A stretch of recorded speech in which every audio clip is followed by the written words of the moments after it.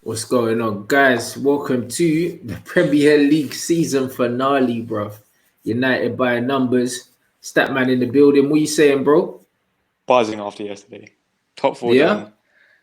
Performance wasn't there, but top four can't complain. Exactly. Top four is there, bro. Secured. Gassed about that. Another lackluster performance. Yeah, I mean that we're growing accustomed to, unfortunately, after the break. Hopefully, the 10-day break we got before Europa? Yeah. Hopefully the 10 days plays a good part in these man recharging, innit? Because the football, the last 4 or 5 games ain't been good enough. Do you know what I mean? But we're there. We're happy with that at least, bro. Do you know what I'm saying? And then man get to banter the Arsenal man and that. You know what I mean? So it's good to get to banter man with the 8th place and that. Yeah, I mean, it's calm. I think Right. saying go that, for it, bro. Arsenal still got an FA Cup final. So as much as we want to laugh at them for no European football, let them play the FA Cup final. Hopefully they'll lose. Then the bantering can start. Listen, if they win the FA Cup, and we get Champions League football, bro, a lot of people would still think that Champions League football is more important, isn't it? Unfortunately, but it's not a trophy, but it's still more important. So, bruv, like they can't have a better season than us, innit? They can't. It's not possible. I don't care already. They've been talking about finishing above us for so long. When's the last time you finished above us? All the time. That's what their rebuttal is every single year, fam. You know them, man. So now they don't have that. Like, I'm cool. They finished below Tottenham as well. Like, it's calm. You know, like that, bruv. Come on, now. You know what I'm saying? So I'm enjoying laughing at expressions as well. I would laugh at everyone. You know them ones. Unless you support Liverpool, bruv, man's just laughing at you. You know, like that. So it's fine. I mean, Chelsea could win an FA Cup and get Champions League football. Then you're saying, all right, cool, they could have a better season than us. But Arsenal, not possible. Do you know what I mean? So man's going to enjoy that. And yeah, bruv, what did you make overall of the game yesterday, fam? I think the performance is kind of what we've been saying. It was a poor performance. But what we haven't done in the previous weeks is that we actually got the 3 points. And that's all that mattered yesterday. We're into the Champions League. Let's see what Ollie, the board, and the Glazers do in the summer now. And how you feeling about that, bruv? For me, I'm not confident for the summer because I think this is what most people are forgetting. We got games until we got a Europa League final potentially. So we're just going to have games on games. So the pressure on the board is kind of going to be taken away. Like everyone's just going to be thinking about the games. So for me, the board are just going to take this as like 3 parts. We might get Sancho. I don't know about Grealish now. And that's probably going to be it for me. Yeah, that's added an extra 20 million onto Jack Grealish's valuation. Yeah. Whether United are willing to pay that now, I don't know. I think a part of United would have been hoping that Villa got relegated so they could bully him. Do you know what I'm saying? Now they can't bully Villa. But I do think that Jack Grealish, I wouldn't say he'll force for a move because that's his club, but I think he'll be angling for a move in it because he'll feel like he's done what was required of him. Do you know what I mean? In terms of keeping them up, bro. I think he would have felt like, you know what? I've paid off all my debts now to the club. That I should have their blessing to move along. So I don't know. They might have a gentleman agreement with him that at the end of the season he could leave for X amount of money, or it could be a thing where he might need to kind of show that he wants to leave before he gets the move. I think it's going to be quite similar to the Wilfred Zaha situation at Palace. I think if the right fee comes in, they're letting him go. But I just don't think United are actually going to pay that much money for him. Because for me, it's probably a £60 million player now. I don't know. We got Bruno for 45. So, but Jack Grealish is English. He is English, but Villa need the money just like Sporting need the money. For me, Jack Grealish is probably about £50 million player, in it. I wouldn't say 60. I say £50 million, in it. And I think Villa are still a relegation side. Forget it. Like, even though they just stayed up, bruv, that's their level, in it. Like, they're gonna be fighting to stay up next season again. Like, can they turn down 50 million quid? I don't think so. You know what I mean? I don't think they can. I think 50 million is enough to bag him. So it'll be interesting, guys. Let us know in the comments below as well how much you reckon it would take to prize Jack Grealish away. One thing I do know is he's got the quality, he's got the personality to play for Manchester United for sure. 100%.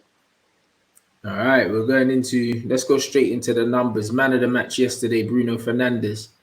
another man of the match that he's pulled out of nowhere. I don't, bro. And we're just getting bantered online, bro. We're getting bantered online, bro. I'm actually starting to hate Twitter now, bro. I just want to delete it. Be like honestly, if I didn't use it for work, I'd just delete it because some of the stuff in there. Someone's put together a compilation of Bruno. Yeah, have you seen it? No, don't. The goal and the assist compilation, bro. And I'll tell you what, yeah, all the assists are like sideways passes to Martial, and he's putting the ball in the top corner. They're not really assists in it, and then it's just bare penalties. And man are calling him a fraud. Man are just smashing him. Obviously, this is a stat show, yeah, but it's mad. A lot of the stats that in modern day football that get thrown around and like goal contributions and all of that, bro. What is a goal contribution, blood? Because honestly, yeah, if you're involved in the build-up to a goal, you've contributed to the goal, bruv. Even if you don't play the pass, that's effectively the assist pass. So it's like, where do we draw the line with these numbers, bro? I think I did that post the other day about comparing Bruno to David Silva, and his expected assist numbers were below 3, I think it was. So it just shows it's not really him creating unbelievable chances. It's maybe like Martial scoring unbelievable goals. But that's what the video proves. Yeah. The video proves, yeah, that most of the contributions he's getting from set pieces or from Martial, like 2 of Martial's goals, Bruno's passed him the ball. He's gone past 2 men and wrapped it in the top corner. And even the Rashford goal against Crystal Palace, where Rashford's done all the hard work, chopped my man inside out, Bruno got an assist for that. And he's put the defender on his ass for that. Like, that's not an assist. Do you know what I mean? So it's like, it's a mad one, isn't it? You can't compare a David Silva and like a true creative player. When I look at Bruno, I don't really see like a true creative player like a Ozil or a David Silva or one matter like the old school number 10s, bro. Like, he's clearly a number 8 and he's clearly a goal scoring number 8. I think scoring goals is his bag, innit? Not creating. Yeah, you can see that with the way he plays. Like, he doesn't pick up the ball in between the like midfield and defense kind of thing. He drops deep to get the ball and then tries playing it out. And I think even if you just look at with a number 8, he has the defensive capabilities. Like, his defensive numbers are up there. Like, I think last time I said his defensive numbers are better than Luke Shaw's numbers. Yeah, his recoveries. So, yeah, he's up there in terms of defensive capabilities. He has the work rate. For me, he's a number 8. But again, that makes me think, why the hell did we buy him as a number 10? Yeah, because he's not one. Do you know what I'm saying? Like, Pogba's actually better than him further forward. Like, do you know what I mean? Goes down to recruitment again. Like, literally, he could play behind Pogba, essentially. You know what I mean? He could play behind Pogba if we had a number 6 that could pass. For me, he still has to play alongside Pogba, both 8, and then, as I always say, my dreams, you need getting Didi behind them, and that's it, sorted. Yeah, we could play 2 8s. Do you know what I mean? But when it comes to, I like seeing Pogba arrive late on the edge of the box. Do you know what I'm saying? I don't really like seeing him ahead of the ball too much, but you never really see him ahead of the ball probably enough because of the situation that we play in it. Him and Bruno are both 8s, but they have very different qualities. You know what I'm saying? He's a lot better than Bruno at carrying the ball, and his final ball's better as well, but Bruno's better at shooting, and Bruno's more goal hungry. Do you know what I mean? So I think as 2 8s, they would complement each other very well if we have the right sitter. I think last year when we really were on that Oli at the wheel run, he was playing in the midfield with Ander Herrera and the Man U match, and then we actually saw the late runs into the box, and we saw how many goals he got off of that. Exactly. You know what I'm saying? And he still topped our defensive stats as well. So yeah, bruv. But yeah, the system that we're playing is currently, it's not really conducive to either of them being at their best. Do you know what I'm saying? So we definitely do need that deep lying ball playing midfielder that could break the lines, because Matic isn't it. Do you know what I mean? And then we can get the best out of Bruno and Pogba as 2 number 8s, man. But he's definitely not a 10. I think we're seeing that.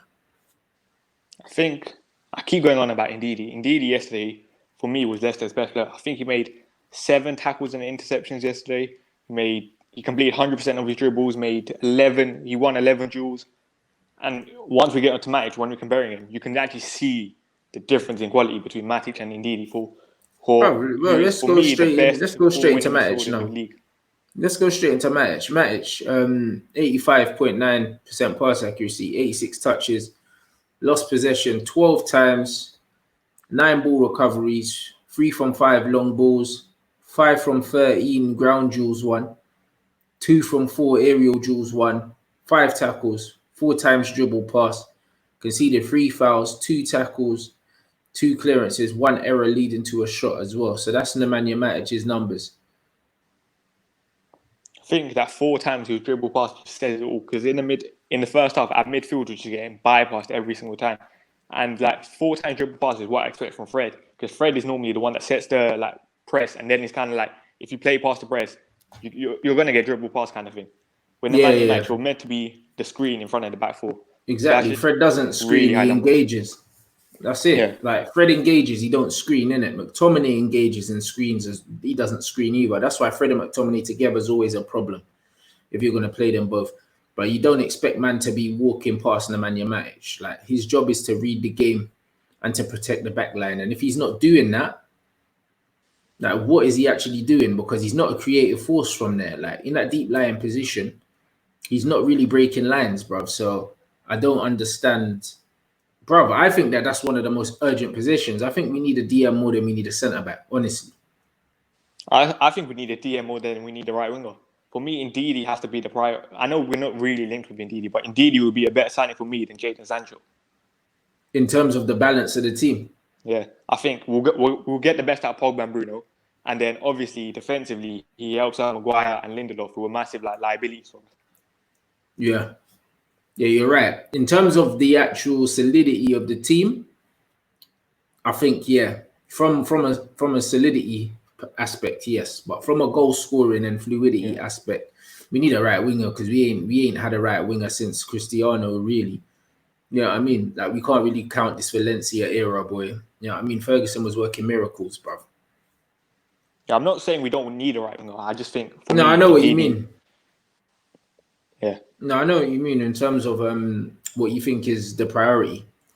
Bruno Fernandes, man of the match, 66% pass accuracy.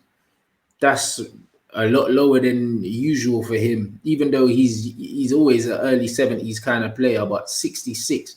I don't remember ever seeing pass accuracy that bad for a Manchester United player ever. Like that's got to be a record low. It has to be, surely. I think. Yeah, his pass accuracy was low, but I kind of said this. Like, you could physically see he was tired yesterday.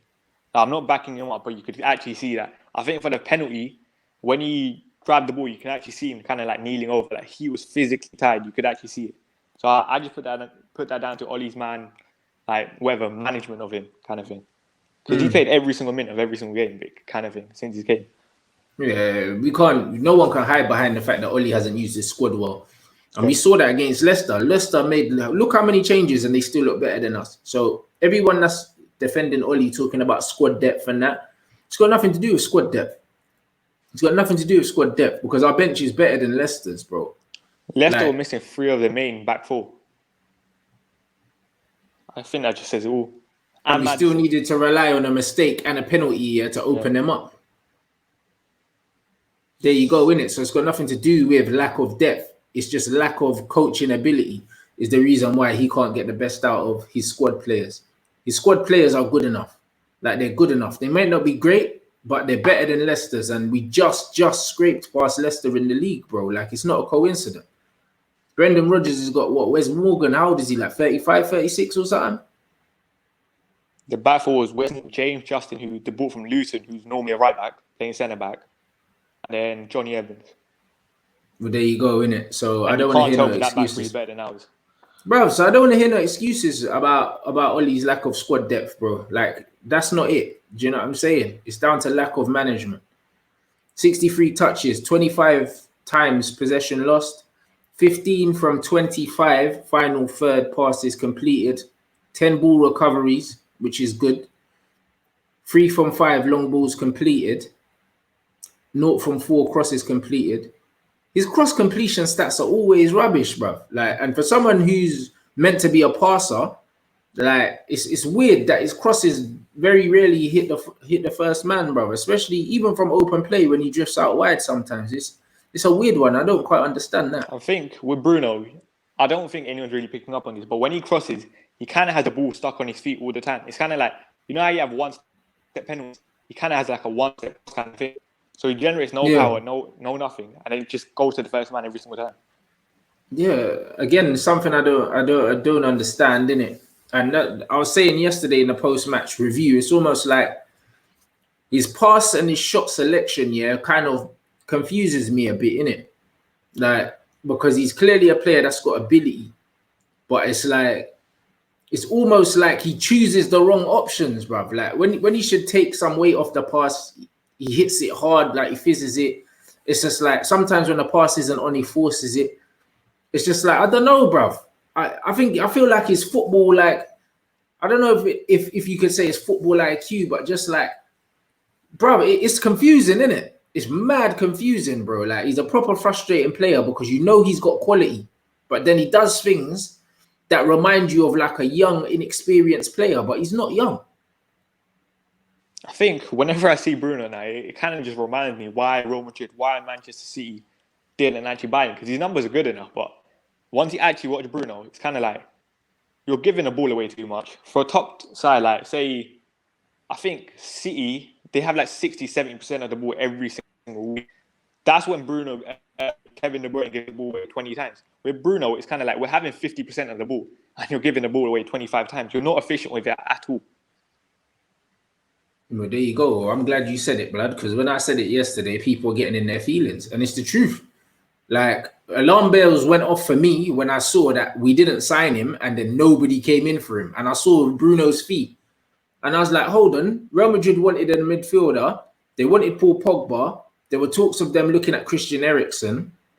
And Bruno Fernandes is available for 40-odd million and nobody picked him up. And I was like, surely, there's something wrong here, innit? Like, why these top teams aren't really coming in for him. And then we get him in January for a cut price of 45 mil. And in January window, that's very cheap. It's very cheap. And it showed me, bro, like when you watch him in it, like take the numbers out of the game. When I actually watch him, like I understand why they didn't buy him in it. You know what I mean? That's not me saying that I don't think he's a good player, but honestly, I'm not blown away, bro.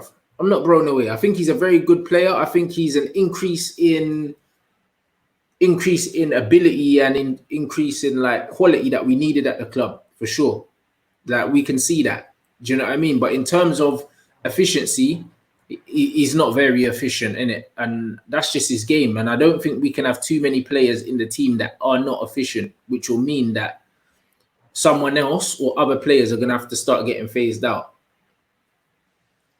I think he also brings the mentality kind of thing. Like, he's a leader. You can kind of tell. I always say this. I remember the game. I can't remember who it was against, but he was having a word with Dan James, telling Dan James, just go. I'll find you. Every game. Every game. He's just pretty like, piss off. Yeah. Yeah, basically, yeah, with Dan James. Now, I've seen him get onto Dan James, and I like that. I like the fact that Bruno's come in and straight away, his mentality is that this is Manchester United. This is how we're supposed to be. When we draw a game, it's not good enough. But when we win, he says, yeah, we're meant to win games. Like, I love his mentality. I love his leadership qualities. I love that about him, man. I think that he's added that to the dressing room, and it was desperately needed, innit? I think it was desperately needed, man. But, you know what I'm saying? If you're a true football fan, you always have to look at every performance and every player, bruv, and just be like, yo, where it's not going wrong, where it's not going right, it's not going right. And I think at the moment, the numbers are very, very favourable in his favour. But when I look at the performances, I do see holes, bro.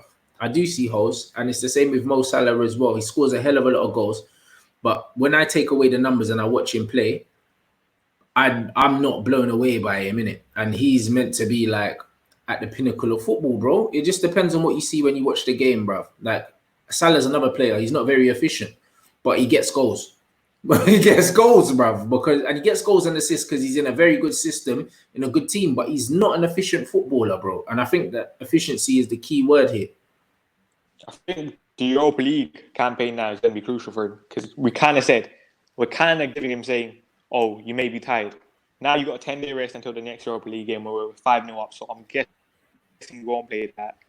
It's probably be 14 days until the next game that he plays. That's when he's kind of like, we have to judge him then. Because the tired thing is gone now. Yeah. No, well, hopefully, bro. Like, I think he's he might be our top scorer in the Europa League or something. I think he's got like I think he scored like I think he's got like 6 goals in the Europa, something weird like that. I don't know. You Him know what I and mean? So Uganda it'd must be be up there. yeah, that's what I mean. So it'd be interesting. Do you know what I mean? But he does definitely deserve a rest, man. Another player that's not very efficient, Marcus Rashford, bro. Next numbers. Yeah, people were getting onto him after yesterday's game. Put up another poor performance. 75% pass accuracy, 39 touches, only 2 in the opposition box. Lost the ball 10 times. 9 out of 15 final third passes complete. 3 from 5 from the long ball. 2 shots, 1 on target. 2 fouls, 1. No dribbles completed at all. And only 1 chance created, bro, for Marcus Rashford. And another poor performance. I think I criticised him after the West Ham game, saying he just didn't get at Ben Johnson enough. He was playing Mark Albright at wing back. That's not his like normal position. And then you're playing James Justin at centre back. Just have a go at them. They're poor. They're not like normal, whatever, used to in the position kind of thing.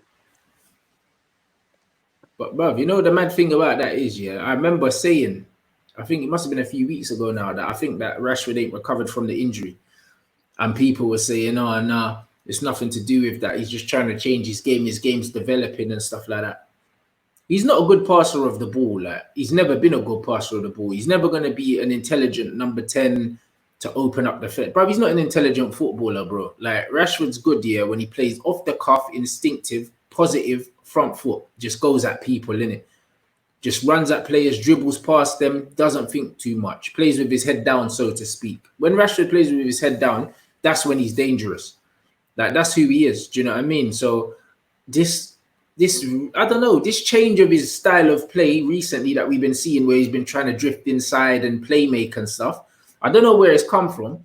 I can only assume it's come from injury, because it just doesn't look natural to him.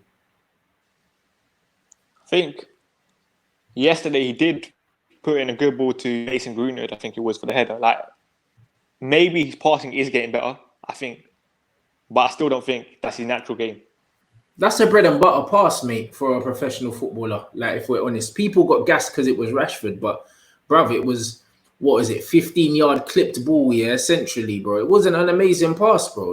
Like from a technical standpoint, it's a basic pass. Do you know what I mean? Like, he's a professional Premier League footballer, bro. Like, everyone got gassed a bit. It wasn't like he whipped it and it was bent in, bro. He literally just kind of, it was a flat pass. He just played into an area, bro. Do you know what I mean? It wasn't amazing. It's just that we're not used to seeing Rashford do that. Yeah, that's what and I feel like he's doing that now because I think he has to. I honestly think that he's lost something from that injury, bro. I think he's lost a bit of confidence. I wouldn't say he's lost half a yard, but maybe he's lost confidence in his body to just be playing, because he used to play at quite a high tempo throughout the game. And now you notice that Rashford tries to slow the game down now. You know what I mean? And when the game's not played at a fast pace, it don't suit him. So I don't know, man. I still think he's rushed himself back from injury, because when he initially got injured, there were reports that he was going to miss the Euros. So the Euros were going to go on during this time. So it's kind of like you're meant to kind of come back at this time. You come back, was it 6-7 weeks earlier? So that's where I give him the benefit of the doubt. But that's it. I think that there's something wrong. I think that he's not himself. I think we can see it, innit? Yeah. I think anyone that knows Marcus Rashford's natural game, this ain't it. Do you know what I mean? So when people are saying that he's trying to mix it up, I don't think he is. I think the kid's either not fully recovered, or he's carrying something, or he's carrying some doubts, because this don't look like the Rashford I know, innit? They don't look like the Rashford I know, man. And even though I'm not his biggest fan, I still, like, the way he's playing football now doesn't look like the Marcus Rashford before injury. It doesn't, innit? I think a lot of people said similar things with like Luke Shaw, how his game's different now because of injury and that. Bro, people underestimate, how much injuries affect footballers, bro. And sometimes you're forced to change your game and adapt your game, bro. Not necessarily because you want to, but because your body can't really handle what you want to do, or also because you just lose the confidence. Hopefully, we got a decent Europa League run into the final, easy games. So that going into next season, hopefully he can like pick his confidence up now, because that's what I think. That's what one of the main things I think is confidence. Yeah, I can't disagree with that, man. Especially he's off the penalties now as well. You know them one, so he can't even get the odd penalty here and there to boost his confidence. Bruno gave him one the other day, but I mean, that's another time where he used to use those to boost his confidence. He doesn't have those anymore. Yeah.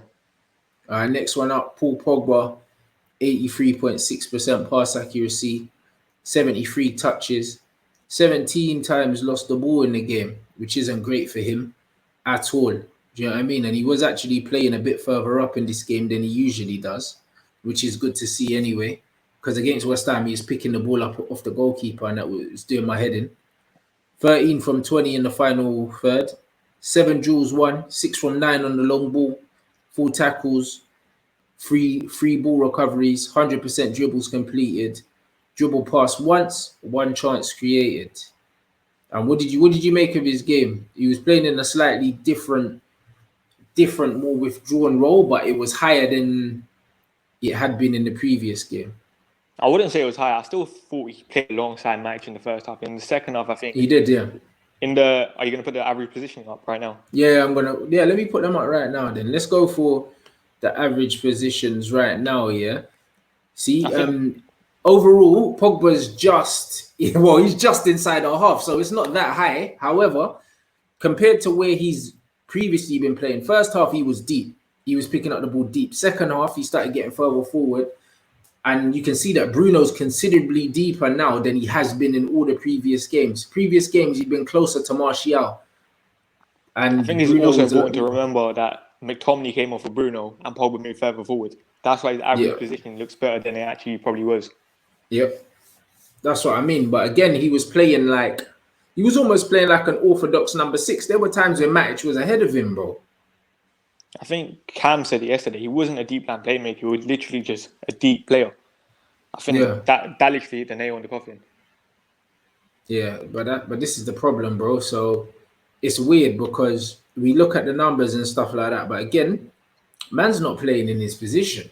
He hasn't been playing in his position. And the numbers are all right, but are they better than if we had someone that was actually meant to be playing in that position? I don't think so. Do you know what I mean? We get a player in here playing in the position that Pogba's playing in here, who actually, 1, wants to play there, 2, is built to play there. He'll outperform him. Like, the numbers are all right for someone that's just doing a job, bruv. But when I look at Paul Pogba, I just see a player that's just doing a job. I think, was it in the first half when he played that ball to Bruno, when Bruno was offside for that goal? We saw the quality he has when he plays further forward. But there you go. And he's the only player in the team, and one of the only players in the league that can play those kind of passes. And we've got him picking up the ball from the goalkeeper. Again, makes me question the recruitment. You know what I mean? It just doesn't make sense. It just doesn't make sense.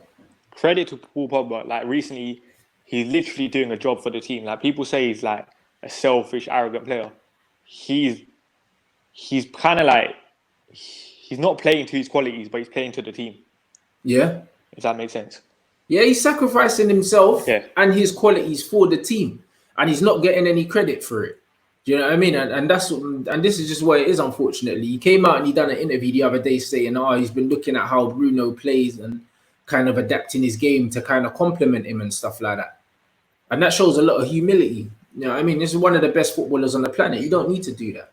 You know what I mean? And to be honest, he shouldn't have to do it. You know what I mean? And we need to find a system where we can get the best out of both of them. It is possible. I still think like they're two I wouldn't say world class, but very, very good players. So they can play together. It's just about finding a system. It's about, for me, getting Ndidi. Like I keep saying that Ndidi's a must for these two to work. I think so. And it was, or if not an Ndidi type player. You can play 2 8s, bro. Leicester play 2 8s a lot of the time. Do you know what I mean? Like, there's no reason. If these men can play Tielemans and Maddison, there's no reason why we can't play Pogba and Bruno. But again, the Ndidi, bro. You know what I mean? We need someone like that or something like that. We need a system like that as well. Right now, there's no system. And as you said, Pogba's just playing as a deep player, man. And we're taking so much out of this guy's game. Yeah, on paper, the numbers look good, but when we watch the performances, we can see that Pogba, like he's still got 2 more levels to go up if he's playing in his right position, bruv. So yeah, the numbers look all right, but I wasn't really that happy with the performance as a whole yesterday. I only gave him a 7 because I just thought, bruv, he just looks like a player that's doing a job. And fair enough, he's happy and all of that, yeah, but I don't know, bruv. I feel like he's being wasted at the moment, man. Agree. All right, Wan-Bissaka and Williams head to head. 86 to 91 in favor of Williams. In terms of touches of the ball, pass accuracy, 88 to 86 in favor of Williams again. Possession lost, 11 to 12 in favor of Williams again. Ball recoveries, 8 to 6 in favor of Williams again. Statistically, one of his better games, bruv. Ground duels 8 to 5 in favor of Wan-Bissaka. Yeah, you're never gonna out duel Wan-Bissaka, bruv. Like that's literally what he does. Do you know what I mean? That's what he does, man. Tackles again, in favor of Wan-Bissaka, 5 to 2. Interceptions in favor of Williams. Clearances in favor of Wan-Bissaka. Blocks in favor of Williams.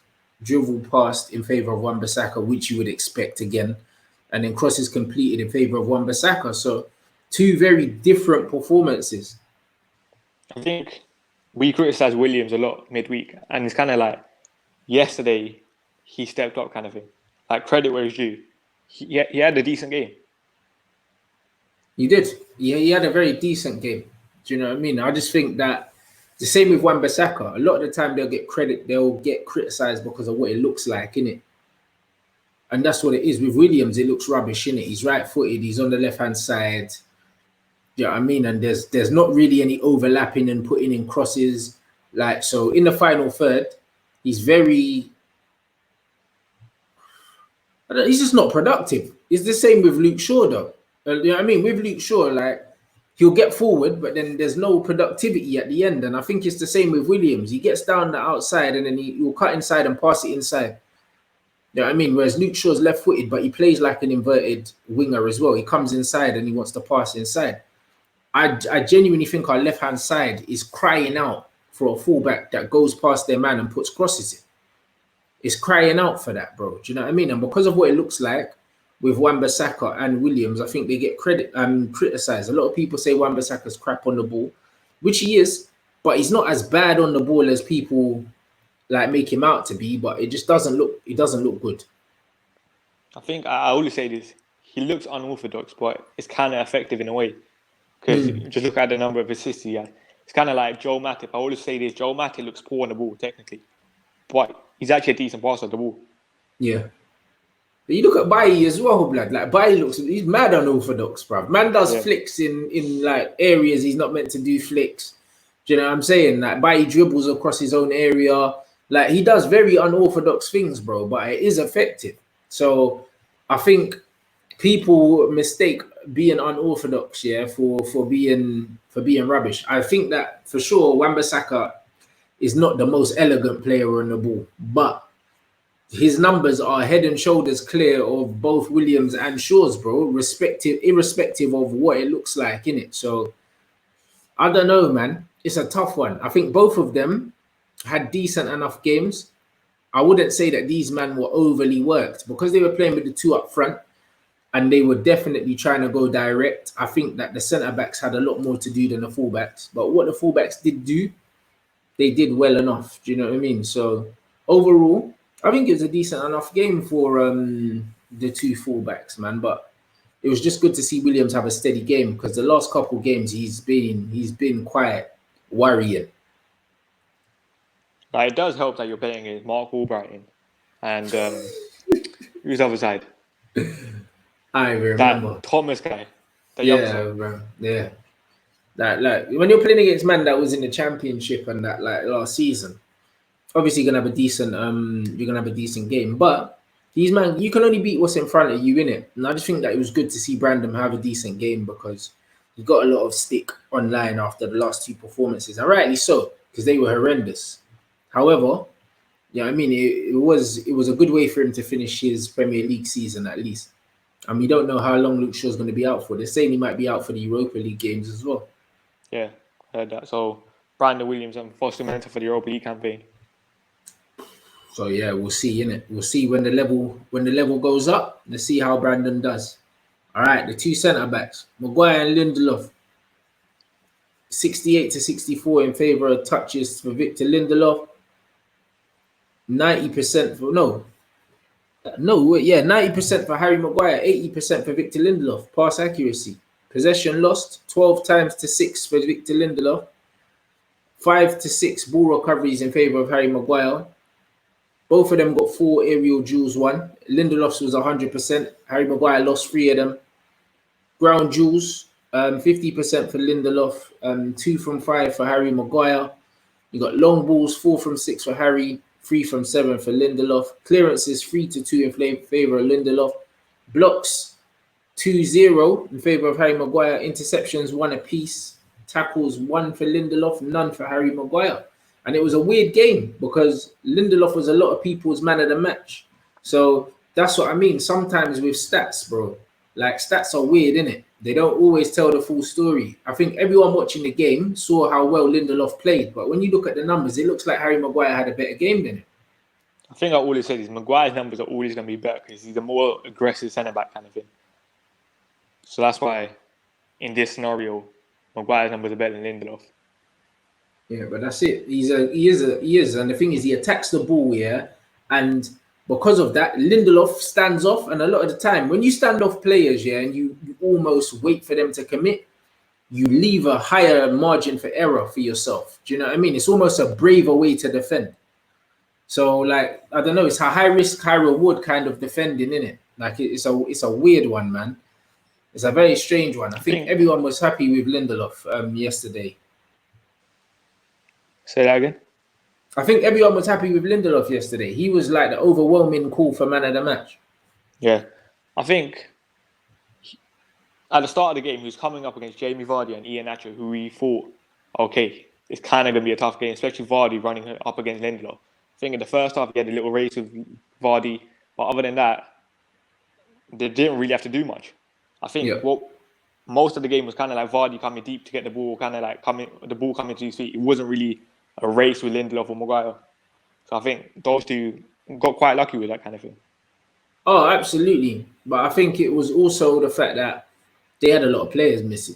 Yeah, I mean, I think a full strength Leicester, I think the dynamic of the game's different.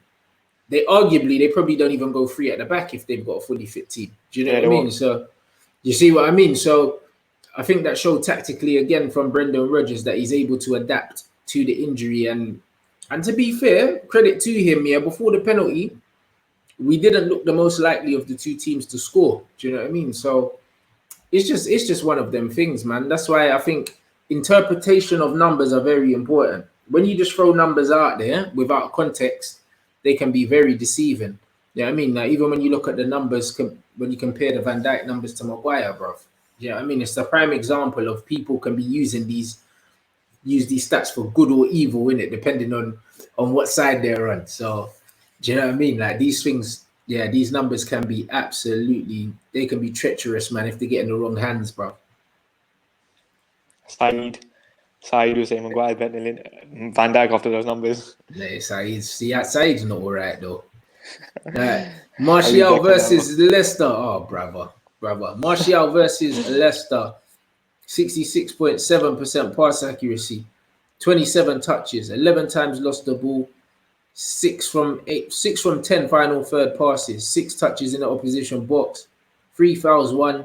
0 dribbles completed. 1 shot, which was blocked, but he won the penalty. And again, another bloody industrial performance. We're seeing a lot of these industrious performances from Martial now. Like, he's my player of the season. Let us know in the comments below who's your player of the season, guys. You know what they say in football, all's well that ends well, innit? And Martial's ended spectacularly, bro. I think he's been our best player post-lockdown. I would say Martial has been our player of the season. I think Wan-Bissaka, close second, just over consistency throughout the entire season. I think Martial, when we needed him, he stepped up. Absolutely. You know what I mean? And again, the way he carries the ball, the way he almost leads from the front, a lot of the time he's pressing on his own and doing a lot of things that he doesn't get credit for. A lot of the extra running and the pressing and the holding of the ball and the linking of the play, he don't get credit for, bro. You know what I mean? He doesn't get it. And because, again, he's not the final pass and he's not necessarily getting the assist, a lot of people actually overlook his contribution to general build-up play. And yesterday, again, he was playing up against 3 centre-backs. Start of the season, 3 centre-backs, he couldn't hack it.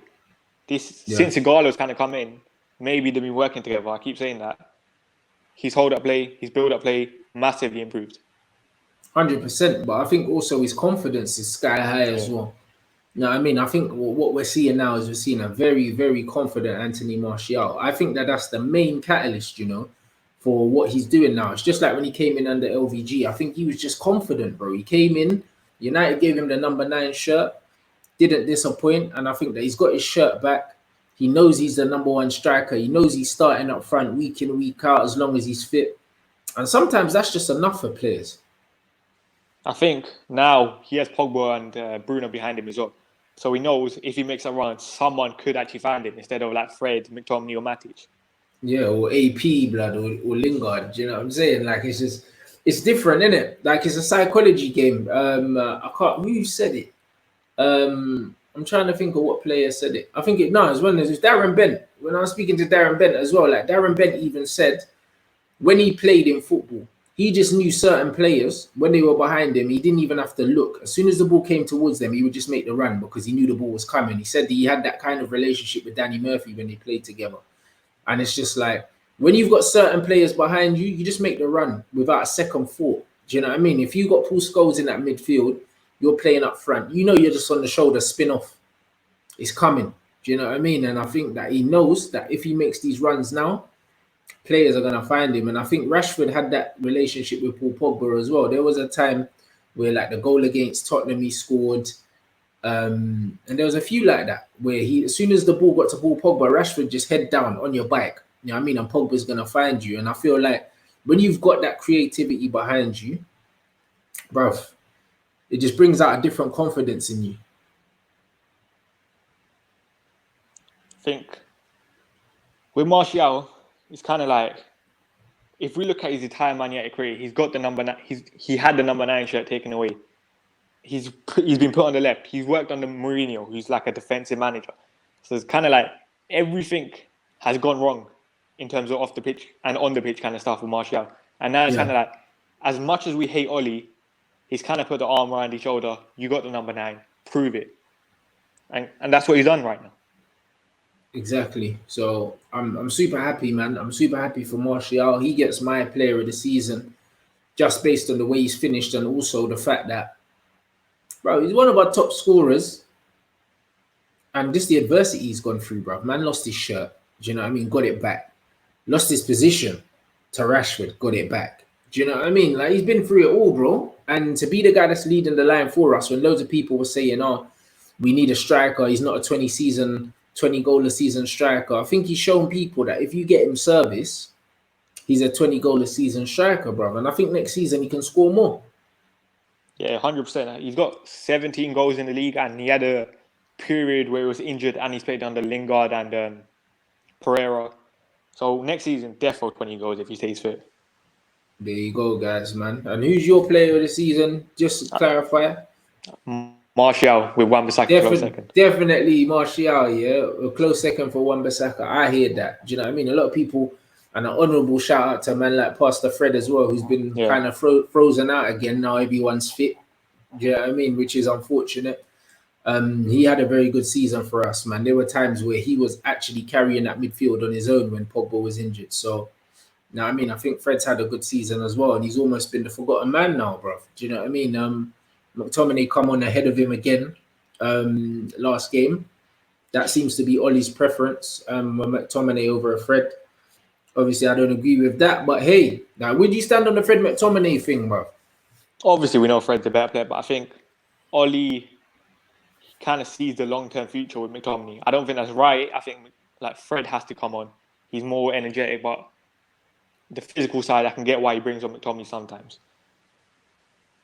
Yeah, no, I guess so. You know what I mean? But again, with the midfield thing, it's not always a physical thing. I just think that Fred's better on the ball. He's better at engaging opponents and winning the ball, and also he's a better passer, isn't it? He's just a better footballer. I feel like that should be enough, but it's not. Do you know what I mean? And that's why I think Dalot will definitely be sold. Him being behind Williams and Fosu-Mensah is a travesty for me. Like Fosu-Mensah has been injured. He's been out on loan at Crystal Palace. He wasn't even playing there. And then he's come back and he's ahead of Dalot, which is perplexing me a little bit. So I think that Dalot will leave. Not sure where he'll go.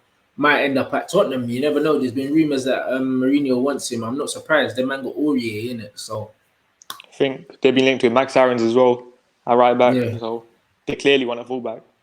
Yeah, so that could work, man. But big up, guys, for watching. Make sure you smash that like button if you haven't already. Make sure you head over and follow Statman on Instagram. That's his only page at the moment. Seems to be growing well as well, bro. Don't you have to sing Ollie at the wheel first? But I'm not doing that here, blood. I told you, fam. Then tell you, I'm gonna upload it on Instagram. You know that, man. I'm gonna upload it on Instagram. Instagram. Audience wants to see it. Bruv, you can have it on YouTube as well, blood. Man's gonna post the video on here and on Twitter, bro. I told you, man's got a special rendition for you guys. You get me? I got a special rendition for you guys. You know what I'm saying? I'm gonna get a nice little backdrop as well, man. We'll go outside on the marina in Dubai and give you a nice little rendition, bruv, so you can see what man's doing. You know, like that. Don't worry, it's coming, bruv. Now I'm saying, you got my word. You'll get your little ollies at the wheel, bruv. You know what I mean? With a nice little Fanta Freak twist, blood. I'm telling you. So it's all gravy, man. I big up everyone though. Man like Statman try to throw me under the bus, but it's all right. It's all right, blood. I'll catch you lot in a bit.